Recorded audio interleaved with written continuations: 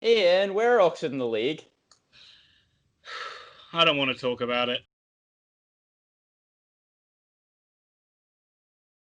Hello, everybody, and welcome back to Very Biased Opinions. It's time for another review of another Oxford United game. Today, the Yellows were away at Peterborough. Look who is joining me, folks. I think you can see him. Thomas is here to probably laugh at me all the way through this video.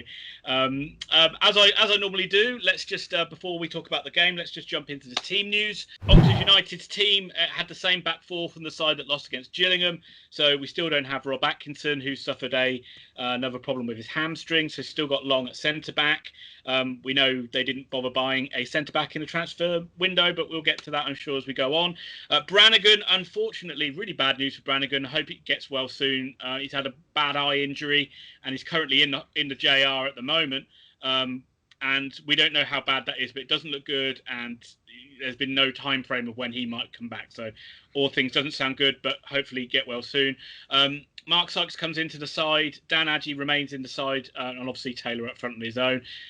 The usual things I would say is it just look weak at the back. I mean, hopefully we can look a little bit stronger defensively, but there looks the clear weakness in the side. Looking at Peterborough's side, it's a great team. It's much changed from last season. I mean, the magic three that they had of Madison, Tony, and Issa is no more, and Issa only is on the bench. Talk to me, Peterborough fans. Just tell me why that is. Is he not in form, or have you got better players now? But certainly when they've got the likes of, I've written them down because I am good at that. When they got the likes of like Dembele and Smodics and Clark Harris, they've got fantastic players. It's a great side. I mean, we think they're going to be one of the strongest sides in the league. Whew. And we knew it was going to be a tough game. Tom, why don't you tell the lovely viewers how Oxford got on in this match? It was a tough luck 2-0 loss for Oxford in this game. They didn't play that badly from what I've seen, Ian, though. I don't think Oxford fans should be that disheartened from the performance. No, I agree. Obviously, they will be disheartened because it's another defeat and it's a poor start to the season, which sees us bottom of the league after 5 games. 4 defeats, only that one victory over Accrington.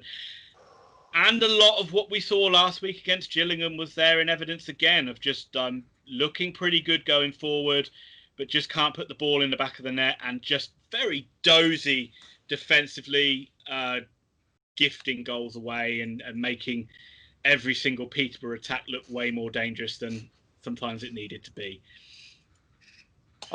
So what? Obviously, I was following it via text. You were watching it. Halftime, Peterborough up 1-0. Up to halftime, they'd certainly outpossessed Oxford. How did it feel in the first half?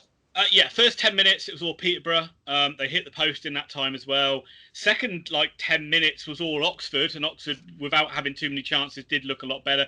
Very even game. And actually, what was the most frustrating thing is it looked like it was just going to... It actually looked like Oxford were more likely to score at the time when Peterborough scored. We had 2 good chances of not taking advantage of Peterborough's mistakes, where Henry drove forward, played in Taylor, who got his shot away, but Pym saved it. And then a couple of minutes later, from a corner, it looked like Adjie got into a good position to score. He was really close range, but again, he hit it straight at the keeper. And then Oxford just got undone with a great goal from Peterborough's point of view. Great, full credit to them. The guy chipped it over Eastwood. Just check the goal scorer's name. It was Ward who got in behind, chipped it over Eastwood. It was a really nice finish, but this just come from a aimless kick from the back, just a long ball forward. You'd have thought that the centre backs or Ruffles would have dealt with it. Actually, it looks like Ruffles is the guy who's not tracked with the runner. Eastwood's a bit in no man's land, but I don't blame him for the goal. And after playing well in the game, it's the same old story as you go in trailing. Yeah, so Oxford seem to be wayward in front of goal right now. That seems to be really the story of it, because you make one defensive error, but you're up 2-0 and you can get away with it. But they don't seem to be able to put the ball in the back of the net. And the second half, it was a bit of the same, really. Absolutely, yeah. I mean, up until Peterborough got that second goal, Oxford were not all over them, but really good in the game, I thought, and worthy of an equaliser. Best chance probably was Ruffles, who had a free header from a corner and managed to put it wide, but Oxford got into good areas. They got Sykes down the wing on a number of times, or Henry got down the sides quite a few times. But just they couldn't find Taylor, or Peterborough got a good block on it, or Pym made a good save. And again, it little bit like how we were against Gillingham. It was encouraging going forward and poor at the back. It leaves you feeling a bit sorry for yourself, really. And I'm sure there's a lot of Oxford fans who are angry and finger pointing and blaming, but at the end of the day, just frustrated that it's another game that you could have got something out of. Yeah, Oxford fans, below in the comments, obviously you guys are really good about this, but do tell us what you think. So like I was saying, I was following live text and obviously speaking to you on the phone throughout it, and Oxford were at 35% possession at halftime. They've ended at 47%, which means the bulk of the second half, they were really in control of the match. They were outpossessing Peterborough. They've got 14 shots off in the game. They just haven't been able to convert the chances into goals. You've already kind of touched on it, but do you think if they'd signed a centre-back, it'd be a different story? It could have been. And that's the obvious thing to look at is Robinson did come out quite early on in the week and say they're not going to target a centre-back. They only brought in the winger, who I did write his name down. I'll just have a quick check of that. Shadipo, who they got in from QPR. He wasn't in the squad today. It's probably not quick enough for it to get the paperwork for him to play. So he should probably be in there on Tuesday night. But no, I mean, we talked about this, didn't we? I mean, you could have signed a centre-back. Who are you going to get? Who is this magical centre-half that's going to come in and make everything better again? If you're getting a guy in on loan, he's probably going to be a young defender at the Championship or the Premiership. And is he going to magically come in and make everybody else play better? Is he going to be better than Atkinson either? Yeah, I know. And they're going to come back in a couple of weeks. And Massinho is going to be back soon as well. And Goran came back on today as well. And he makes such a difference. I mean, he just came on for like the last 20 minutes or so. And he made some there was one real tough tackle that he made where he just went in and just didn't pull out of it. It wasn't giving us a foul. And those are the sort of things we've been missing. Just like a bit of steel in that midfield. And I don't think that any Oxford player played that badly today. I thought Kelly played all right. Sean Clare's been getting a lot of shit. I actually thought that was his best game in an Oxford shirt. It's just come back to it. Dozy mistakes and lack of concentration is just costing us. I got 3 questions for you, Ian. And the first one is Liam Kelly a defensive centre mid? I don't think so.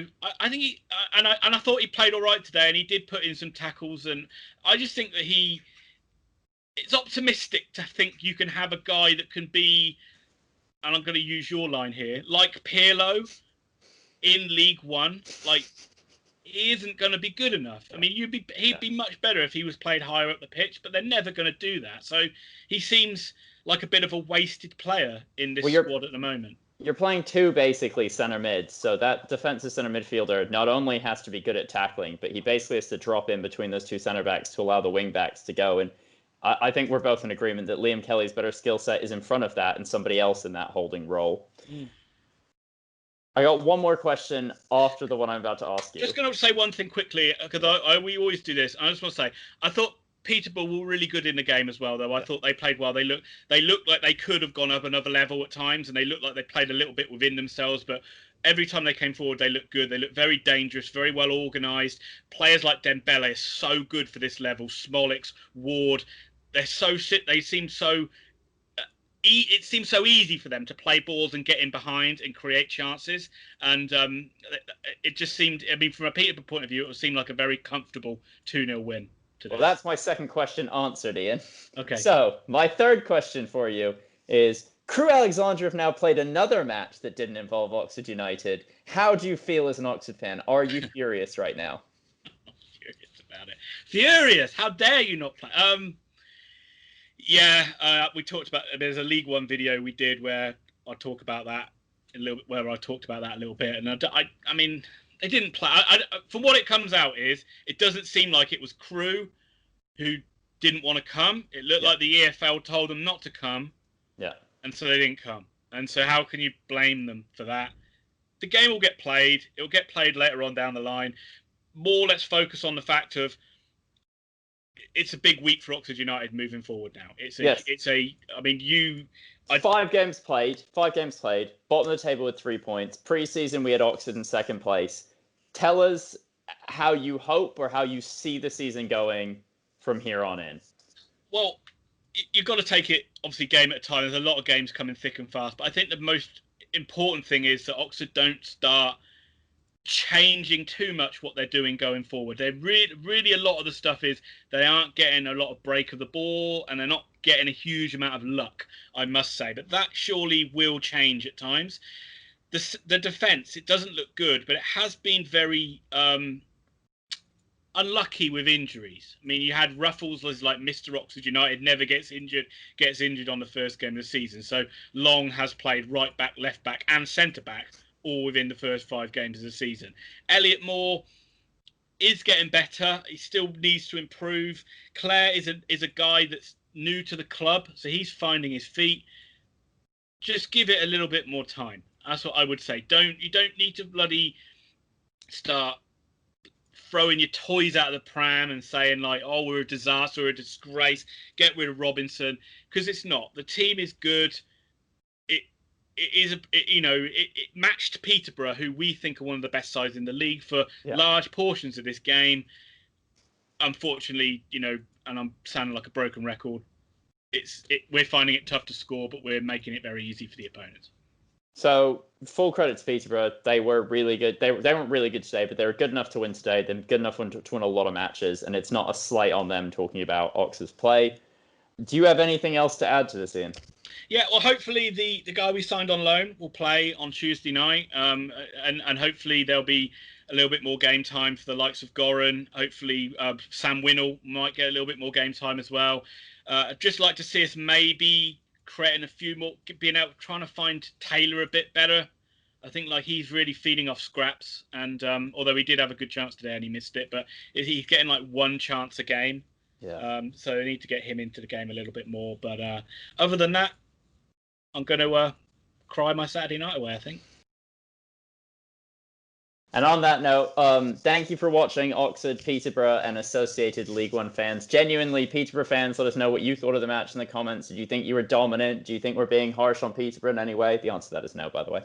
How did you think Oxford played? Oxford fans, how angry are you? Is it time for Robinson to leave? Should Crew just give us 3 points? Get them all out. They're terrible.